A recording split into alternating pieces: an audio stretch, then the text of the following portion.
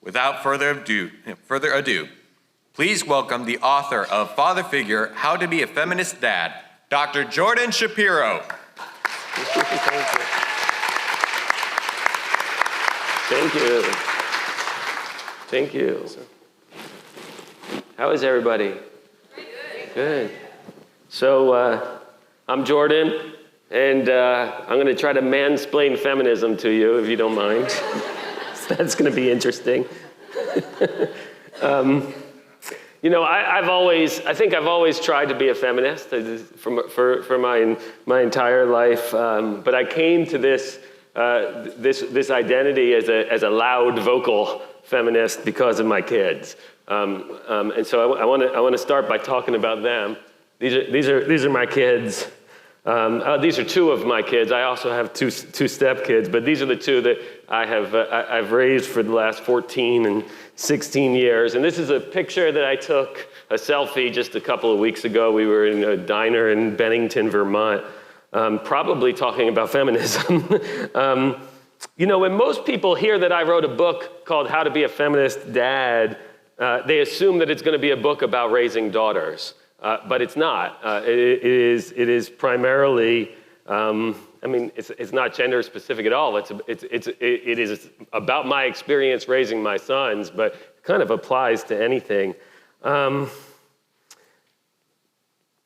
from the beginning of my parenting career, feminism, gender inclusivity, all inclusivity has been really, really, really a top priority. But feminism for my boys for two reasons. The first one is I want to free them from the patriarchal masculinity. It's kind of terrible. It feels horrible to be in. I know anyone who's gone through it, who's here knows it's not fun. You know, it's not. It's just a constant competition, a constant status battle that you're mostly losing, so you're mostly feeling not good about yourself. And I didn't want my boys to have to go through that. But the second reason I think is I don't know if it's more important, but it's certainly less selfish, right? It's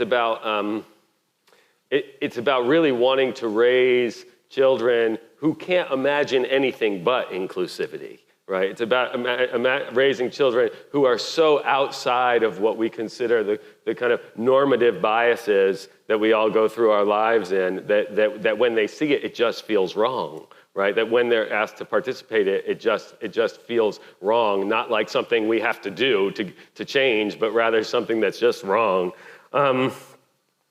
So I'm going to talk a little bit. The reason I set that up that way is because, in a way, I think, even though I'm going to talk to you about how to be allies in the workplace, how men can be allies in the workplace, I wanted to say that really my whole life as a parent has been about teaching these two children about how to be, maybe not even allies. I don't even know if that's the right word, because really about how to just be people. How to be people who have it built into what they do all the time. But you know, allies is fine too.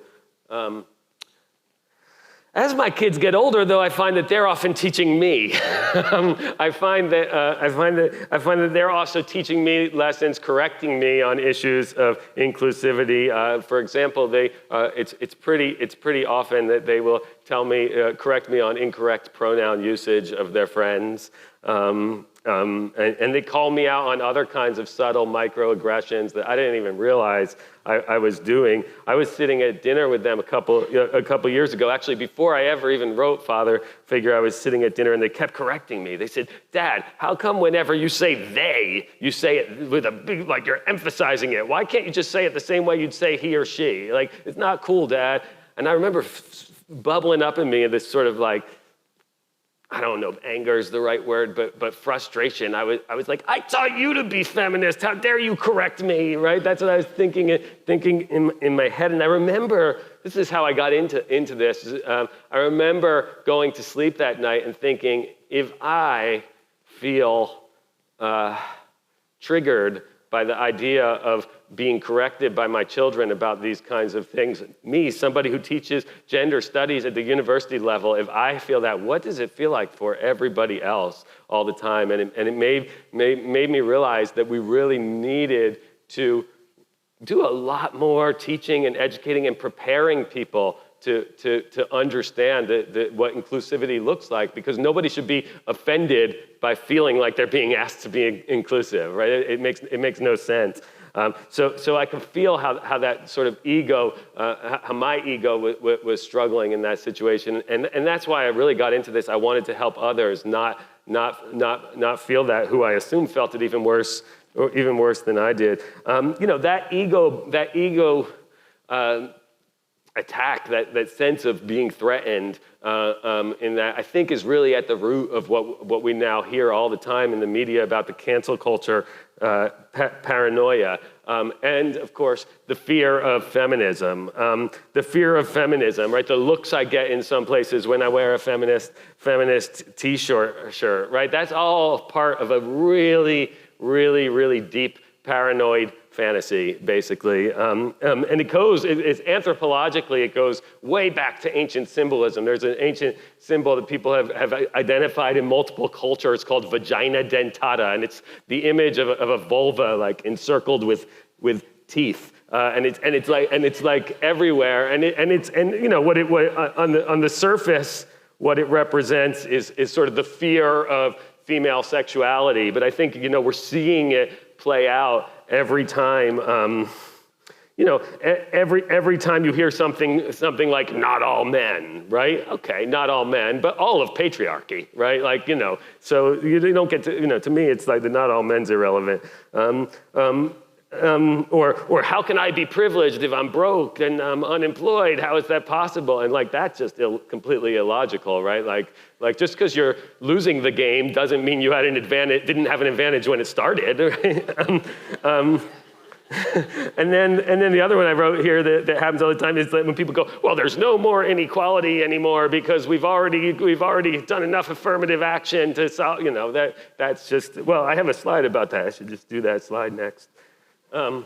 It's a little hard to read, but what this is trying to say is that most people historically coming out of first and second wave feminism really approached the question of gender equality with what some of us call the add women and stir mentality, which is just, if you could just keep adding women to the workplace, ultimately it would just be equal. It'll be fine, right? And that makes sense that some people think that. It's very much in line with our free market thinking, right? If you just have everything, as long as it's an equal market, it'll work out right by itself with nothing ever getting involved. But it doesn't work. And this slide, which is a little hard to read, just says that even in the, and you can use the QR code if you want to get this study and see it in more detail. It just says that even in the industries where it's now where women now dominate, right? They all still report experiencing a ton of discrimination. I am sure there are, you barely have to read it because I'm sure there's enough people in this room who can just imagine what all those things you can't read say, because you probably experience them all the time, right?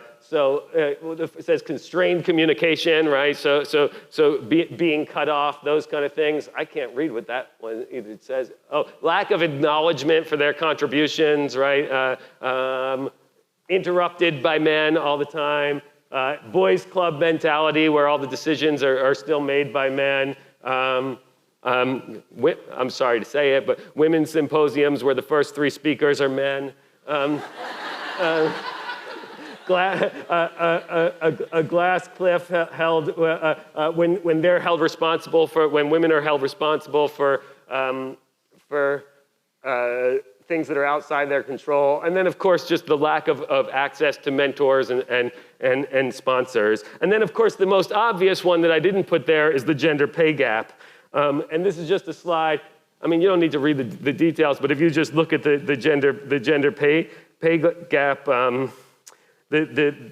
women on average still, these are notes from 2022, they're still making 82 cents on the dollar on average for men, and even when they're in the exact same position. So 82 cents on the dollar is looking at everything. So even if you look at the CEO versus CEO, right, it's still 99 cents to the dollar. And that might sound okay. You might go, that's not a terrible 99 cents, but that bar graph shows you just how rare it still is for there to be equality when it comes to promotion and advancement, right? So even getting to the positions where you can get to 99 cents is not a fair game. So basically, the message here is add women and stir doesn't work. Okay, and so that's why. What we really need is a mind shift. What we really need is to change the way we think. And we need to change the way, and I think we all need a feminist consciousness. That's basically what I'm going to talk about now. And that's why, as I said, I don't know if being an ally is the right term that I would necessarily use in every situation, but because we all need a shift to a more feminist consciousness. And I'm using the word feminist in a very, very broad sense to really mean an inclusive consciousness, and I'll talk a bit about why. But first, I want to say why. I want to give you my definition of feminist. This is Bell Hooks behind me, the late great Bell Hooks, who just recently died. And this is my favorite definition of feminism. It comes from her, and the reason I like this is because there's no down with men in here. There's no implication of that this is a fight between men and women. There's no implication of sides here. This is a very simple definition that just says, hey, we should not have any exploitation, subjugation. We shouldn't have any of these things that are based in gender for any reason and not for anyone. This is not about trying to get one group more powerful than the other. This is not a power fight. This has nothing to do with that. This is just saying we want equality. So I'm going to talk about that, and I'm going to talk about what it means to have a feminist consciousness for the rest of what I'm going to say now. I think I don't know how much time I have, but I'm going to go through a whole bunch. I'm actually going to go through the 4 principles that I've arrived at for how you develop a feminist consciousness, and then I'm going to take a few questions. So is that okay with everyone? Is that a fine plan? Yeah? Okay. Yeah. Awesome. I like to check, because even though I'm on the stage, it doesn't mean I should be the only voice that gets to decide. So my 4 principles here to how you arrive at a feminist consciousness. Number 1 is critical consciousness. I'm going to define them all in a second. Number 2 is responsibility, not authority. Number 3 is anti-gender essentialism. And number 4 is rigorous inclusivity. So let's get started. I'm going to do the first one, which is critical consciousness. The term critical consciousness comes from this guy. He's a Brazilian educator, pretty famous Brazilian educator. His name's Paulo Freire. I'm sure some of you, if you've ever done anything in education, have probably read a little bit about him. He wrote a very famous book called Pedagogy of the Oppressed that a lot of people read. But what's interesting, the reason I use him is Paulo Freire was teaching adult literacy to very, very poor people in Brazil when he came up with Pedagogy of the Oppressed. And after just a few lessons of trying to do it, he went, okay, I just realized that literacy is not just about words and letters and sentences, but it's also about everything that you can't see and everything that's incomprehensible to you, all the things you can't decode. And so what he started to do is he started to teach reading by meeting these groups of adults and going, hey, what are the things that you're really struggling with? Where are the places where you lack power in your lives? And then helping them read in order to solve those problems. And the numbers were off the charts. Like he basically got almost the entire country literate in just a couple years. In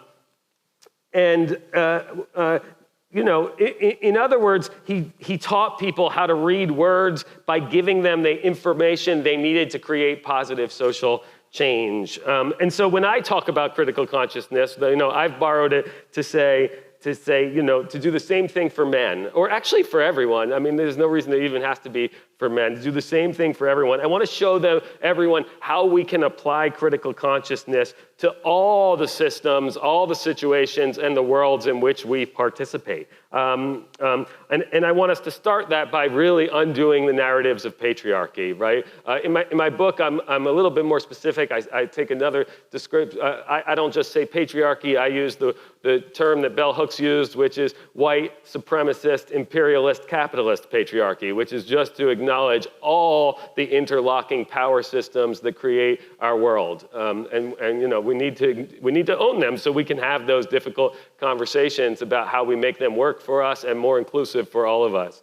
So I want to start with just the narratives of patriarchy here, and I want to think about how everyone can become completely literate when it comes to reading the patriarchy, right? When it comes to looking at it and being able to say, how can I see the things that are happening around me that are enforcing patriarchal values, that are enforcing problematic power dynamics, problematic power differentials. And I'm going to just give you a couple examples. I'm going to start with the idea of the male gaze, which is, you know, this is a term that comes from feminist art critics, and that's a kind of good quote that defines it. But basically, I think it's a question of how women in particular are socialized or taught. I mean, we should just use the extreme word, right? How they're groomed, right, to see their body as something that is always to be viewed by men, right?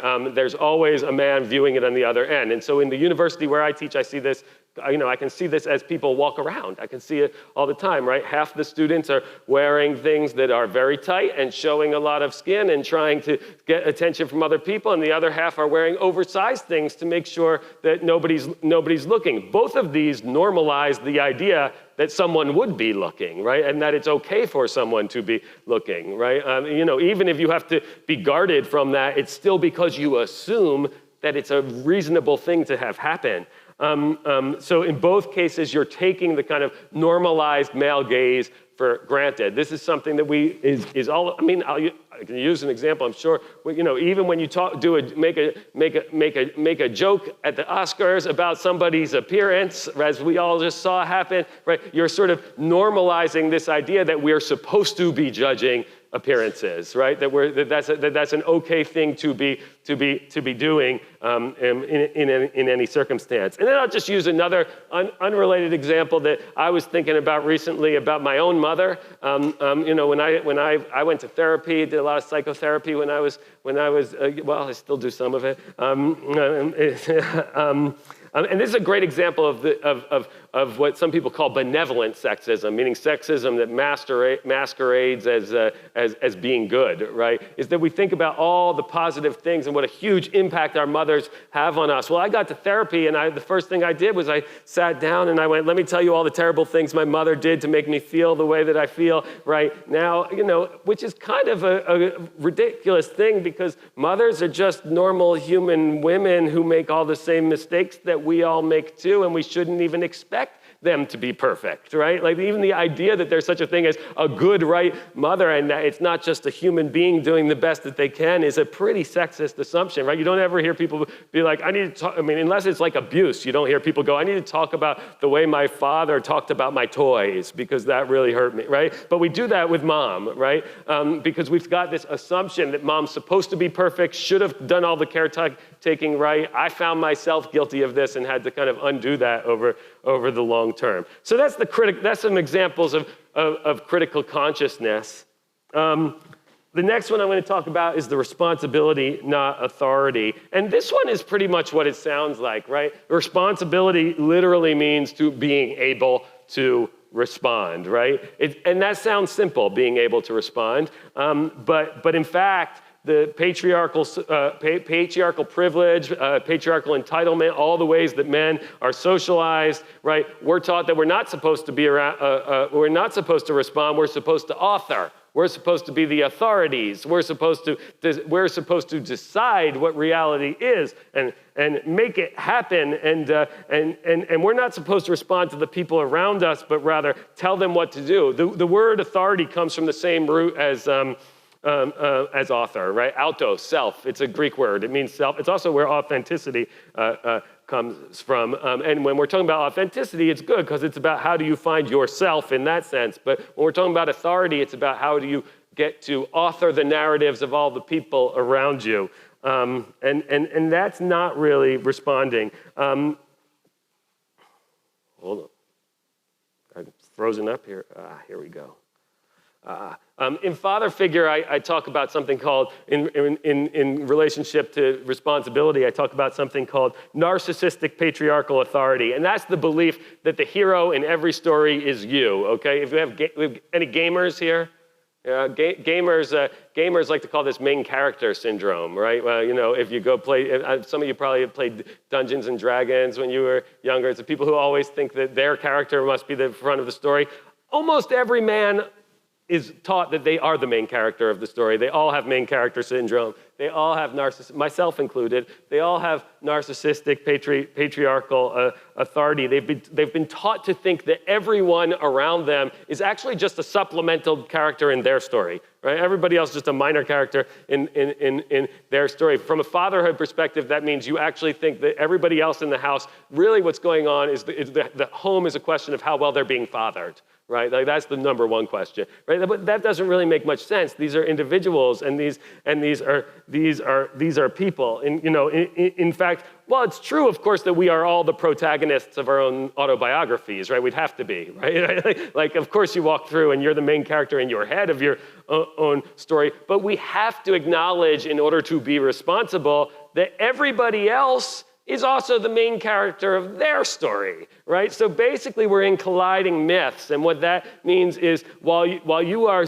probably the main character in your own story, you're probably the evil villain in someone else's. I'm often the evil villain in my teenager's story, I can tell. Or you're the Obi-Wan Kenobi mentor, or you're the troll beneath the footbridge, or you're the like romantic interest, or maybe you're the like, you know, goofy sidekick, right? But you are being asked to do different things, and the goal is how do you do that with authenticity, not how do you convert the story so that you're the focus of it, right?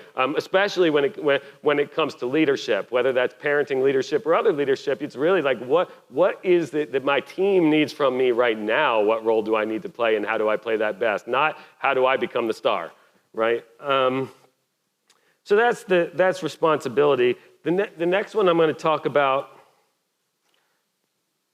is anti-gender essentialism. And by the way, I'll warn you in advance, this is always the hardest one for people to sit with, so prepare yourself, okay?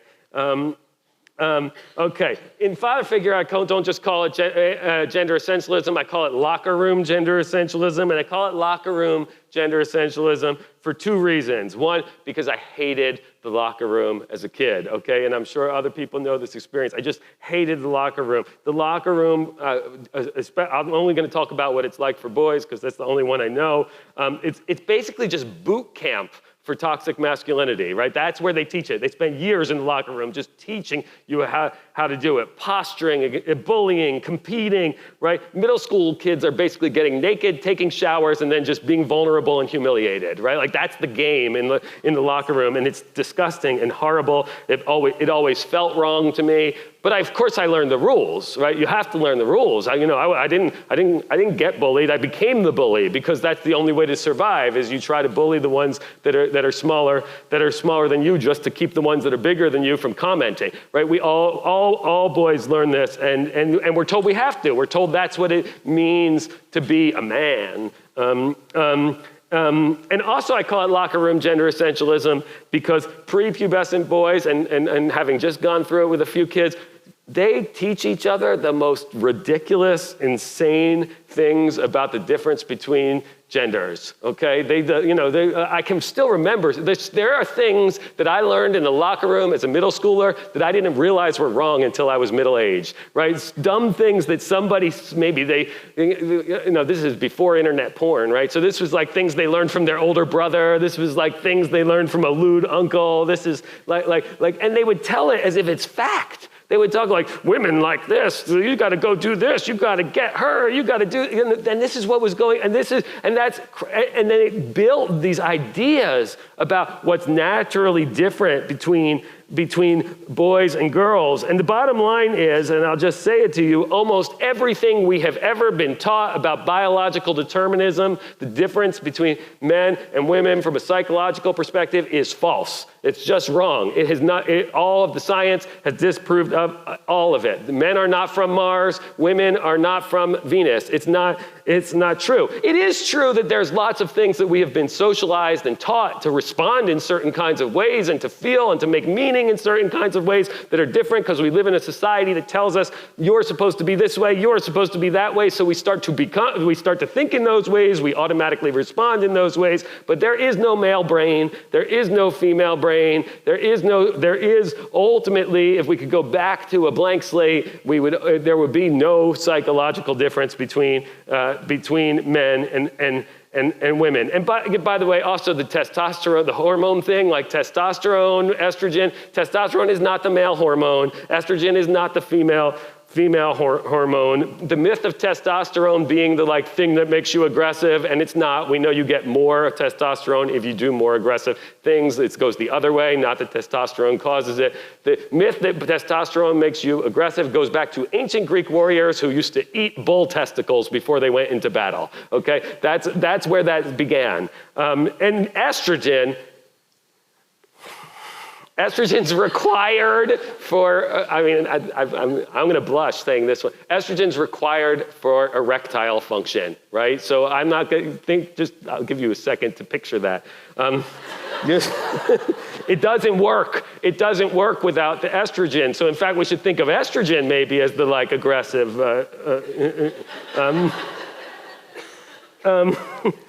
Anyway, the problem with all these things, I'm going to skip over that now, I'm embarrassed.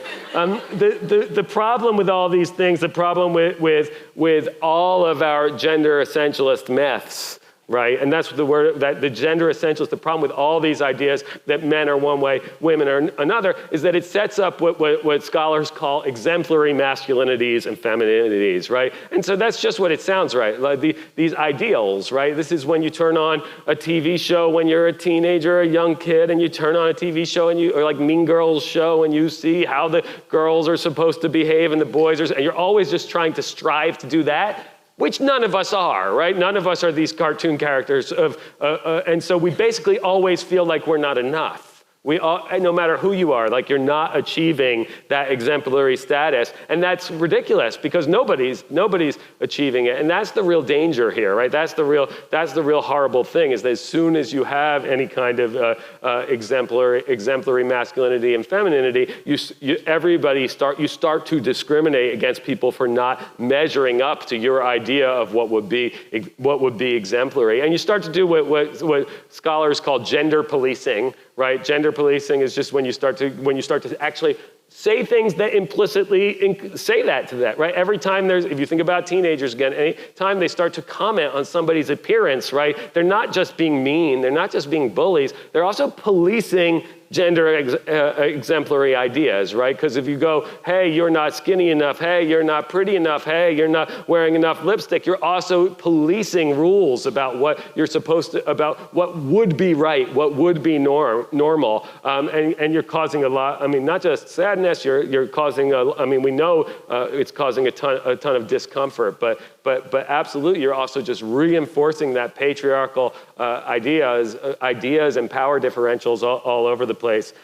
Almost all the things that we know, that we think of as gender essentialism, of gender tropes, actually they almost all date back, our most common ones, almost all date back only to the industrial era, believe it or not. That's what I found in my research, is that we tend to think they go further, but they really don't. And I'll just explain it really quickly. Before the industrial era, nobody went to work. Okay, work was at home, right? Nobody commuted, and there was no women barefoot and pregnant and men off working, right? That didn't happen. Everybody worked, everybody got, even the children worked. We didn't even stop making children work until the 20th century, right? So everybody worked, so there was no idea that women were just homemaking and men were out working. What happened in the industrial era, once there were factories and trains and office buildings, is we got this sort sort of cold sheet metal plate glass version of what it meant to be at work, and it was very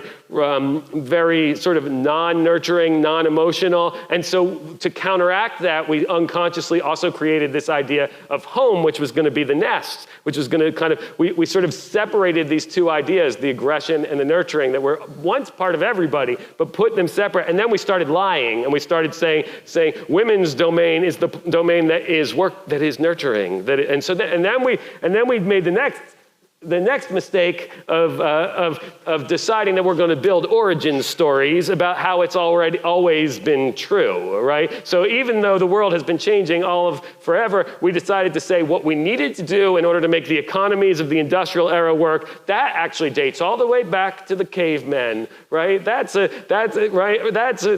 the very beginning. That's what's always been true. And so this is. Oh, I didn't switch my slide here. So this is what I like to think of as origin. You can say origin myths. I tend to think almost all more origin myths exist to maintain certain ideologies. So I've started calling them origin ideologies, right? I think the whole purpose of origin myths is to make us take certain ideas for granted, is to make us believe that certain things are unquestionable, to make us believe that certain things go without saying, right? And there's a couple ways these happen. I mean, one's the obvious one, the religious way, the theological, right? Where we all know some people like to take scripture and be like, I read it this way, so therefore that's how it's always been. Never mind that we're reading it in the context of our current life. And, no insult on scripture here, just saying it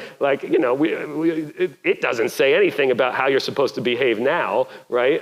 It might give you some hints that you can interpret from, but it's not describing our times. Another way people do it all the time is the sort of somatic psychological. That's what I was talking about, where they start to say, hey, there's something in the body. There's a male brain, there's a female brain. It's unbelievable the amount of money that gets spent just to try to prove that women are nurturers, right? Like if it's so obvious, why do you have to do so many studies to prove how the brain works, right? And that never work, by the way. And then the other one, my favorite, this one, my least favorite, but I find it funny, so I'm calling it my favorite. This is one where it's really popular now. You'll hear it if you listen to a lot of podcasts. You'll probably hear this all the time. Evolutionary psychology, where they try to go like, if you go all the way back to when we were hunters and gatherers, some people like to get chased. And those were the women, so there were always the predators and the men. And I'm certainly being hyperbolic in my description, but you'll start to hear it now that I'm pointing it out to you, how often they try to use evolutionary psychology as the evidence for why we should maintain current 21st century gender ideas. It's just constant, which of course makes no sense, because what it really means to succeed at evolution is to adapt to your context, not to maintain the same characteristics through all time, right? So it's just wrong. And actually what's inherent in all of these ideas, is this sort of mythology that we are broken, that we somehow left our natural state and we need to get back to it, when in fact that's not necessarily the case. All right, let's go to the fourth principle. The fourth principle is rigorous inclusivity. Rigorous inclusivity. This one is in some ways really, really the most important one to the whole thing. When I wrote my book, Father Figure, I wrote How to Be a Feminist Dad. I think I could have written it as a million other things. I could have written it as How to Be an Anti-Racist Dad. I could have written it as How to Be there's so many prejudices in the world, and I would really like to be a dad that fights all of them. That would be a 1,200,000 page book. So I had to pick one, right? And I picked the one that I happen to already know the most about to dig into the research. But I wanted to make sure from the beginning that the principle here is really clear, that we really need to learn to be totally inclusive, not just of cisgender, male, female, but of all people. Like, everybody deserves to live a life of dignity. No matter what your opinion of what they do or how they deserve the freedom to live a life of dignity in their own way, in their own choices. And to me, that is at the core of what it means to be feminist, and it's at the core of what it means for me as a father to teach my kids, and that's that's in every possible way. And then in that spirit of rigorous inclusivity, I also want to talk a bit about intersectionality. Intersectionality, I don't know how many of you are really familiar with the ideas of intersectionality, but I'll just do a quick, just to do a really way too overgeneralized definition of intersectionality. It's just the acknowledgement that while I can talk in all of these ways about gender, there are so many people who are confronting compounding and intersecting kinds of discriminations and injustices and subjugations and marginalizations, right, that work together and work in different ways, right? So it is, if you're a black woman, you're facing racism and you're facing gender inequality and gender prejudice in ways that happen in totally different ways. I have a student in a class on gender I'm teaching. They were just did a presentation right before I came here on Friday. It was a black woman. I'm in Philadelphia at Temple University. Was just talking about how everyone believes we're so strong, right? Because there's this idea that we're the strong, tough black women, and so actually we get more sexual assault and more sexual abuse because they think we can take it, right? And talking about how that's a perfect example of intersectionality, and that can happen and of course I'm not calling out any group as being the worst of intersectionality either, right? There's ableism and there's transphobia, and each of these compound in multiple ways, and we often forget to think about that, right? We often just sort of pick one or the other at any given time, and so it's always really important to me that we're always thinking about the way that they compound and the different ways that they manifest, and also the same ways that they manifest, right? It's not one or the other here. And then the very last thing I want to say before I go to questions, oh yeah, good, we're good on time, is I want to address the idea that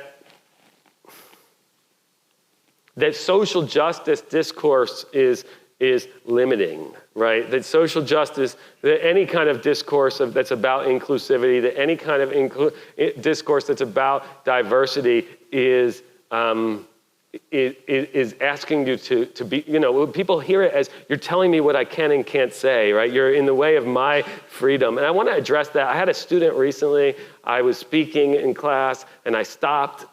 They asked a question and I started to answer the question. I can't remember the question. I'm sorry. I wish I did. It would make it a better story. I started to answer the question and I stopped midway and I said, wait a second. I don't want to say it like that. And I changed my phrasing.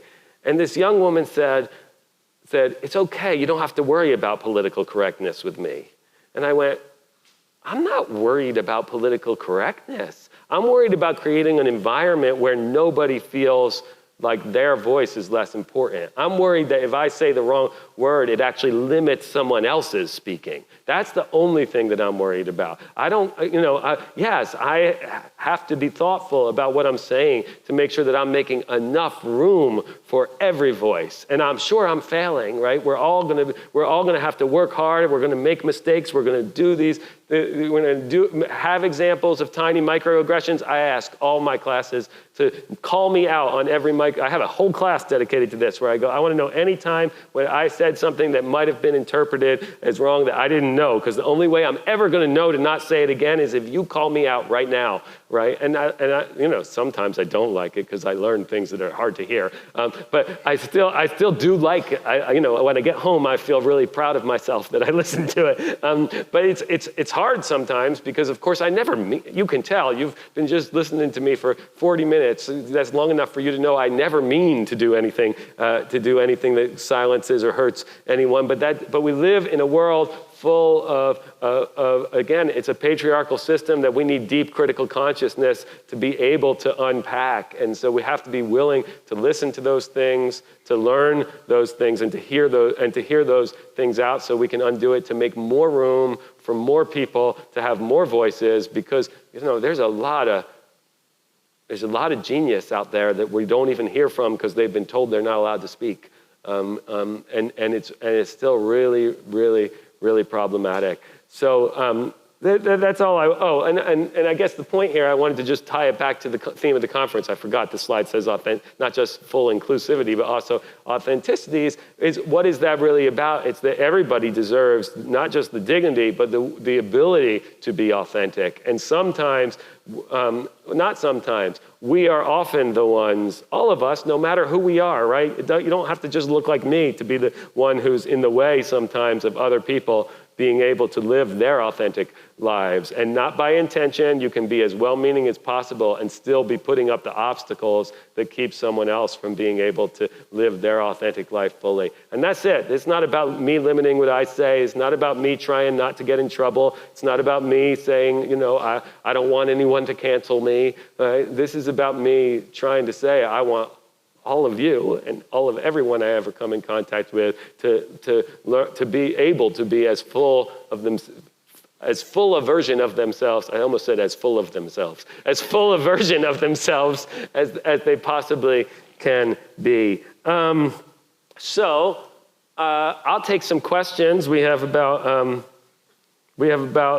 15 or so minutes. We can take some questions, and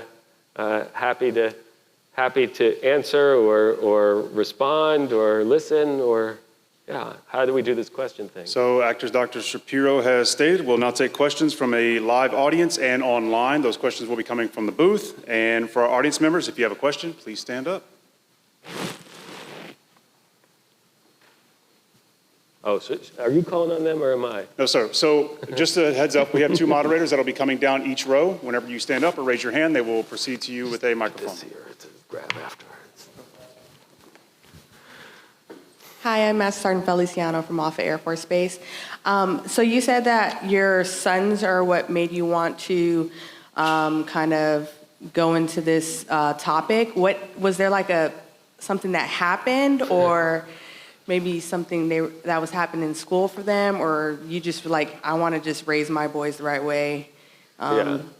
Yeah. Well, I had done a lot of work in parenting from the time they were little, and so I've just been very, very, very deeply attuned to the way that we, the way that we raise children. We raise them, right? Like, and I see parenting actually number one as a kind. I mean, this is going to be a slight exaggeration, but as a kind of activism in some ways, right? My job is not just to raise my children to do the best that they can be. My job is to raise adults that are going to live in the world for all of you. I have a responsibility to you to raise children that are good people, right? Kind people, good citizens. And so, I also want them to be as successful, wealthy, happy, all the things for that. But first, I have to go. I'm part of a human society, and I am putting more humans there, and I got to make sure they're the right kind.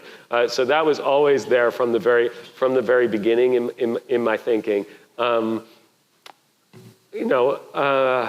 There wasn't one thing that made it. The one thing that made me start to get, or even got me to write the book. I mean, I was always studying gender, but the thing that got me to write the book is my previous book was all about parenting, and I noticed that because I was a divorced dad at the time, I'm married now. My wife is right here. I was a divorced dad at the time. I started to notice that there was a real stigma against divorced dads. Everyone thought we lived in bachelor pads with fuzzy carpets and giant speakers, and and that we were always just trying to have a party all the time, and that I must not have cared about my kids because I got divorced. And so that made me go, hey, there's something wrong with the way we even think about what fatherhood is, right? There's something really broken in our thinking about what a good dad is. And so that's what really got me to write the book, is I said, I had been doing all this work to go, how can I be a dad? And by the way, the book is, yes, how to be a feminist dad, but it really should be how to be a feminist parent, because at the end of the day, there's really nothing gender specific in parenting. If you go through all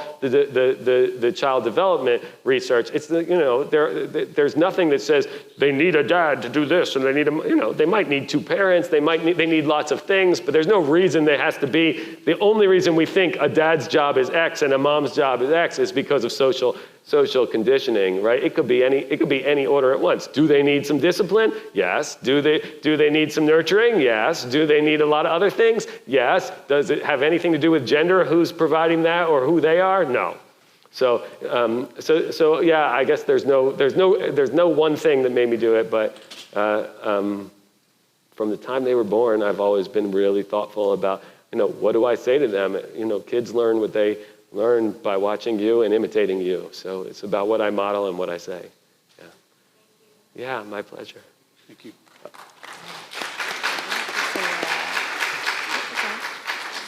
Doctor, we have another question up the top.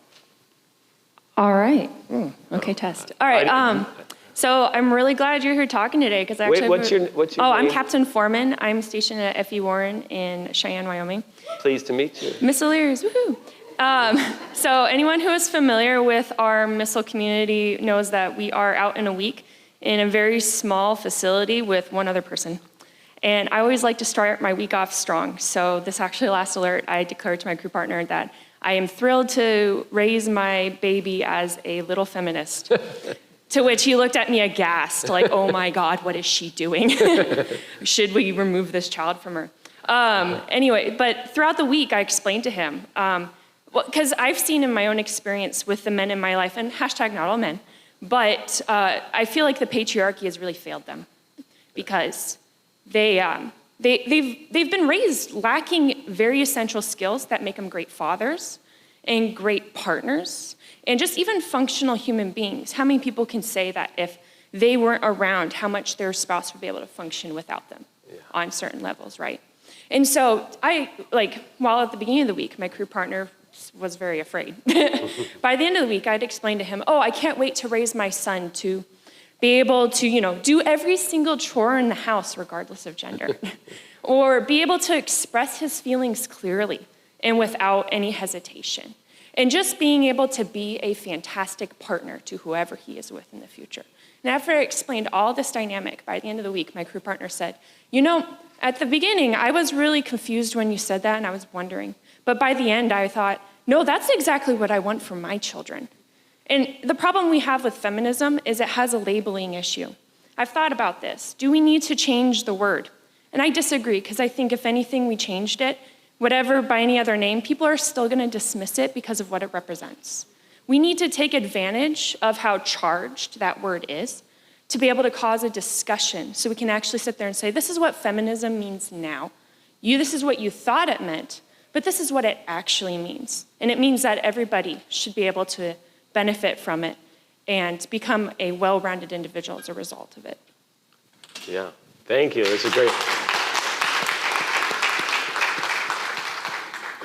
point. I see another person back there. I can't really see you all because there's a. Hi, I am Captain Tarina Crook. I'm from Minot Air Force Base, North Dakota. Thank you so much for sharing your 4 principles. And I really have a question about the last one, rigorous inclusivity. Yeah. And I feel like I'm not alone in this environment where I say, okay, when we want an inclusive environment, a lot of our senior leaders get very confused on how to actually conduct and promote that inclusive environment. And a lot of them aren't asking the right questions. And I feel like when it comes to, creating that environment, a lot of times, and I just want to know, out of curiosity too, how many of you guys have been put in a situation where they come to you and say, hey, you're a minority or you experience intersectionality, can you lead this, whole thing, this conversation, this, group or whatever? And I guess my question is, how can we help senior leaders to promote that environment that's inclusive without putting the onus back on those who are minorities or those experience intersectionality, and create a way for them to actually genuinely want that environment for themselves and for their unit without making me the go-to person all the time? Yeah. It's a fantastic question. The first thing I'll say is whenever I hear the word minority, whenever I hear any person of color say the word minority, I like to say, you mean global majority, okay? Because that's the reality. And But in terms of just like how these conversations have to happen, and I think you're pointing to something that happens a lot, right? Which is the tokenism, I'm gonna put it back on one person. I'm gonna put it back on the one person I see who looks different than me to solve to actually ask them how to solve it, right? Which is a tough thing to do, because on the one hand, you have to listen to the voices to figure out how to solve things. Last thing you want is someone deciding for themselves what other people need, but you also can't put the responsibility on someone else of doing it, right? There's first listening. And then, the tokenism one, I should also say, is a hard one too, because representation is really important, and it's only something we're just starting to talk about in our culture. Is like how undiverse the representation is that we see in the media, that we see in powerful positions, and it's great that we're having that conversation, but it's so often that just becomes the tokenism, right? We need to have a black woman on this panel, right? Which is, I'm glad you're asking the question, but that it shouldn't even get to the point where you're just doing it because you think you have to. It should be right from the beginning. So I don't know how you specifically talk to senior leadership, but I think the fact that I'm sitting here at this meeting is already an unbelievable, to me, an unbelievable thing that it's happening, that discussions are happening. These things can only get fixed through a lot of conversation and a lot of open conversation. And if you think about the last thing I was saying, which was this idea that trying to be inclusive often makes people feel like they're being asked to silence themselves, right? That's because there's not enough conversation, right? Because if there's one thing I've learned after teaching this in the classroom, after talking to many, many, many people, is that I have never met anyone who is mad at me for going, I don't understand. Will you please explain to me how this works so I can start to think about how I can change my behavior, right? I think we're all human. We all know that other humans make mistakes. What pisses us off is when other humans make mistakes and then double down and say they're right and refuse to acknowledge their mistakes. And so, to me, it's all about open conversations, willing conversations, and I know that is especially hard in a military environment because it's not like you can walk up to your commander and be like, I need to have a hard conversation with you. That's not that easy to do. So I get that challenge, but it's going to come down to conversations, to learning, and that's why I'm doing the work I'm doing, because I'm going, look at me, I have an enormous amount of privilege. I look the part. Okay, I have an advanced education, a terminal degree. I am everything. I am white, elite, urban man. Like I have more privilege than you can imagine, right? And to me, it seems like it's my job to leverage that in order to do something better in the world. And I think that people are starting to see that. And I think we need to, as you're saying, get the message out to more people in senior leadership, not just here, but everywhere. So I know, I feel like I didn't quite give you the answer you wanted, but how much time do we have? We have a little bit less than 10 minutes, sir. Okay. Hello, my name is Master Sergeant Kim Powell from Barksdale Air Force Base. Hi. And I'm going to say go Temple, PA from Pennsylvania, so Philly, yes. You're from Philly? I'm from Harrisburg. A lot of my Chambersburg. Yeah. So a lot of my family's from Philadelphia area, Chambersburg, Harrisburg, York. So you're from Pennsylvania? I'm what? Are you from Pennsylvania? I'm from Philadelphia. I teach at Temple University, yeah. Okay. I wanted to go to school there, but I didn't. But anyway, go back to my question. We could talk all day about Pennsylvania. I miss it. But anyway, so one of the questions I want to ask you is, when it comes, you talk about all the, I'm trying to get my thoughts right, the feminists and everything else like that. But my main thing is, like you said about your students, when you speak to them, they, if you say something that maybe was perceived to them like you were coming off like, racist or, anything like that, how do we, especially as leaders, when it comes to perception or having our airmen come to us and say, hey, what you said was hurtful, because we're all coming from different demographics, and sometimes people say things and you don't realize that you're being offensive.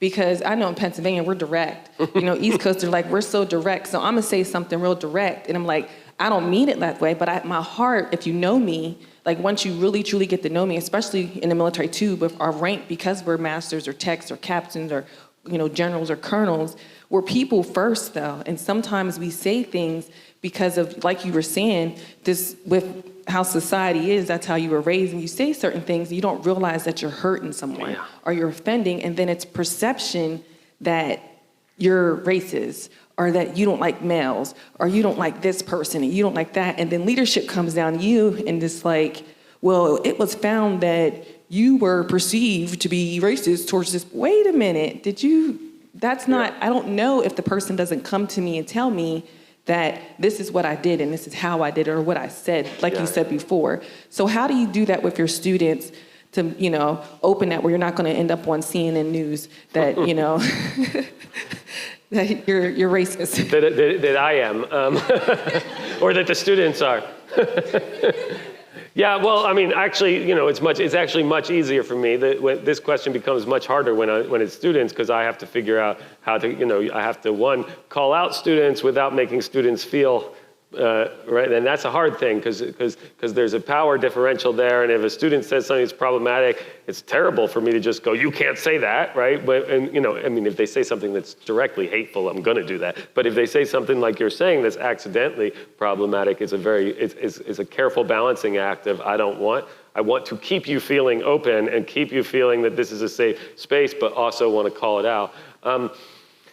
In terms of, again, the bottom line with this is conversation. I think this is true of almost everyone. I think almost everyone, we have things that we have learned over the years, or that we assume because the TV is pretty terrible, right? In terms of the message that it's sending about everything. Not that I don't love to watch TV. I'm not a snob like that. I binge watch just like everybody else. But it's full of sexism, and it's full of racism, and it's full of just, all these horrible tropes. So people are socialized to think in certain ways, and they do say things sometimes with the best of intentions without thinking about it. I know that in academia, where I work, there's a lot of professors who still don't realize that it is racist to say to a person of color, "I'm really impressed that you're so smart," right? It doesn't occur to them to think that that's a problem. So how do you start to call that out to them so that they can see it without simultaneously doing what I was talking about at the very beginning that I felt from my kids, of making them just get defensive, making them get angry, and that, I think you need very intentional moments to say, hey, now we're having this conversation. That's why I do the intentional class where I say, this is a class for you to call me out, right? To kind of say, this is a space where it's safe. This is a space where I have to listen to it, where I have the responsibility. I might not always handle it perfectly, but I'm going to try. And having those designated moments to do it, I think, starts to get it, because I think you're absolutely right. The majority of people that I have ever interacted with all over the world, and I've been all over the world, right? And the majority of people are good people who want to love all the other good people. In fact, I haven't met the bad ones. I'm just pretty sure they exist because I see some things on TV, on the news that tell me, but I haven't met any of them yet. And you just, when you have the dialogue, you get to the point where you can realize where they're coming from, why they think that, and why they mean it. And it's hard, but I absolutely suggest designated moments to have those hard conversations in places where people know this is going to be a little bit charged, right? It could get charged. It's going to make you feel defensive in moments. Why wouldn't you get defensive if someone is telling you, if someone's telling you you're being racist when the last thing you ever wanted to do was be racist, right? Why wouldn't you get defensive? So you have to say, hey, this is a place to be in a very different state of mind about how I'm going to respond. That's a practice, right? When my beautiful wife gets mad at me about something, I get defensive and want to fight first too, but I have to practice to go, hey, let me stop, let me think, let me be in a place where I'm going to be receptive and responsive and not authoritative. So really setting up those designated spaces to do it would be my advice. Is that helpful? We have time for one more question. This is an online question from the booth. All right. Senior Airman Brittany Willett from Kirtland Air Force Base. Do you feel like you have experienced discrimination or negativity for being a male feminist? Oh my goodness. That's a great question. So much, way more than I imagined when I decided to do it. In fact, I'm sure that for all the women in the room here, that they're not as surprised as I was by how much negativity I got when I published this book. I've been called horrible names. I've been called mangina. That's one of my favorites. Yeah, and generally also just like people don't want to hear it. I mean, listen, there's the patriarchal power structure in the United States is really, really, really, really powerful and really, really, really, really terrified of being disrupted. Okay, I mean, that's so much of our homophobia, so much of our transphobia is because the patriarchal system depends on a very binary way of thinking about gender and sexuality, and anything that threatens to disrupt that is terrifying to it, because there's, part of it's that there's people who have power who don't want to lose the power, but the other part of it is that it is very hard when something is so normalized and so comfortable to move towards something that's hard to imagine, and it's hard to imagine for all of us what the world would look like in a different way. So since the lights are getting low, I'm assuming this is like when they play the music to tell me to get off the stage. Thank you all so much, and hopefully I'll get a chance to talk to you later. Thank you. Thank you. Thank you. Thank you.